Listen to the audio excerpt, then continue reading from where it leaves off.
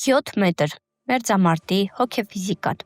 Ռազմական տեսությունն ունի մարտական բախումների բազմաթիվ դասակարգումներ, միջին հեռահարության կրակոցներ, դիպուկահարների կամ հրետանային մենամարտեր եւ այլն, սակայն մեկ կատեգորիա առանձնանում է՝ դա մերձամարտն է։ Սա պարզապես մոտ հեռավորությունից մարտական բախում չէ, դա վիճակ է, երբ կրակային ֆիզիկական օրենքները զիջում են մարդկային հոգեֆիզիոլոգիայի օրենքներին։ Այն ձեռնամարտի եզրին գտնվող բախում է, որտեղ ժամանակը սեղմվում է առանձին շրջանակների մեջ, եւ կրակելու կամ չկրակելու որոշումը կայացնում է ոչ թե ուղեղը, այլ ողնաշարի ռեֆլեքսը։ Մոտ մարտի էությունը հասկանալը մարտավարական առավելություն չէ, այլ գոյատևման հարց։ Շատերը մարտը պատկերացնում են որպես հարյուրավոր մետր հեռավորությունից հնչող կրակոցներ։ Սակայն ժամանակակից հակամարտության իրականությունը, հատկապես քաղաքային միջավայրում կամ թիրախների ոչնչացման ժամանակ, այլ է։ Տեսանելի է ոչ միայն թշնամու ուրվագիծը, այլև նրա աչքերը։ Եվ այս իրականությունը եզակի ու չափազանց խիստ պահանջներ է դնում մարտիկի վրա։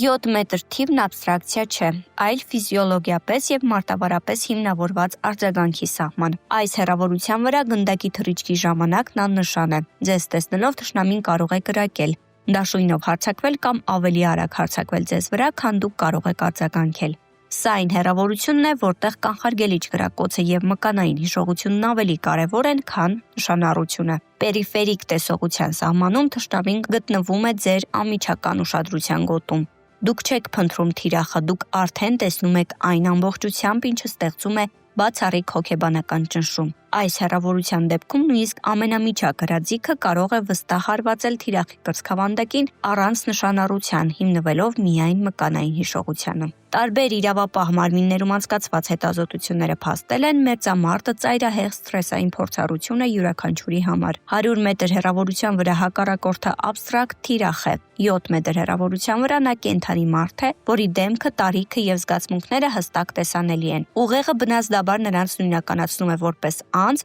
այլ ոչ թե թիրախ, ինչն առաջացնում է հզոր սոցիալական եւ հոգեբանական խոչընդոտներ։ Ադրենալինի ազդեցության տակ նեղանում է մարտիկի տեսադաշտը, կենտրոնանալով միայն անմիջական սպառնալիքի վրա։ Մատները թմրում են, սկսում է մկանային դող, լսողությունն աղավաղվում է, իսկ ժամանակը դանդաղում։ Ուստի այն պնդումը, որ եթե մարտիկը պատրաստ է մերձամարտի, ապա նրան կարելի է համարել ընդհանուր առմամբ լավ պատրաստված, բացարձակապես ճիշտ է։ Այս հմտությունները հնարավոր չէ սովորել գրքերից, դրանք ձեռք են բերվում միայն վարժանքների եւ իրական կյանքին հնարավորինս մոտ պայմաններում ստացած հմտությունների ու գիտելիքների միջոցով։